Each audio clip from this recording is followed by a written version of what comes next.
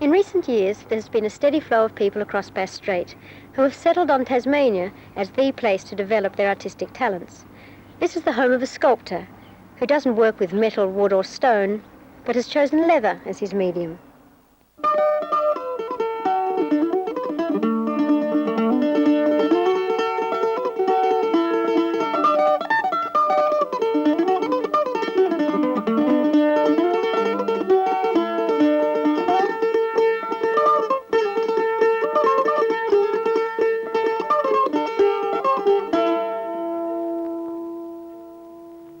The leather sculptures are the work of Gary Greenwood, a talented artist whose work is already represented in galleries in Australia and overseas.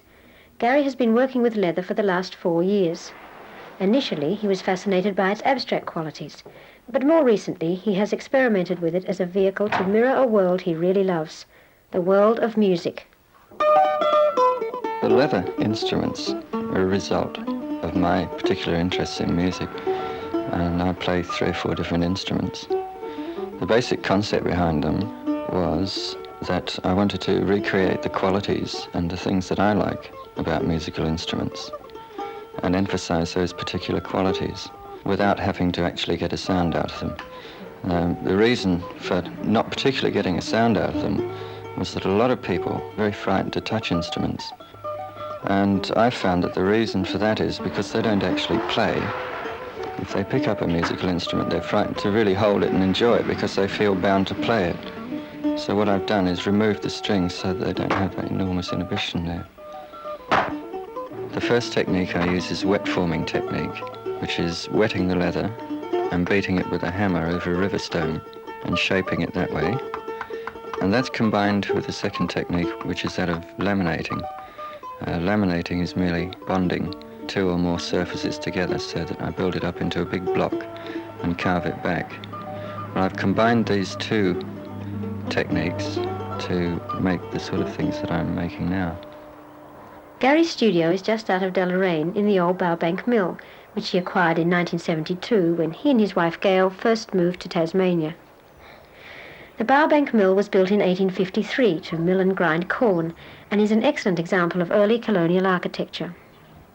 Gary and Gail Greenwood operate the mill as an art gallery, and paintings by some of the best-known contemporary Tasmanian painters share the inside space with massive pit-sawn beams and original timber flooring.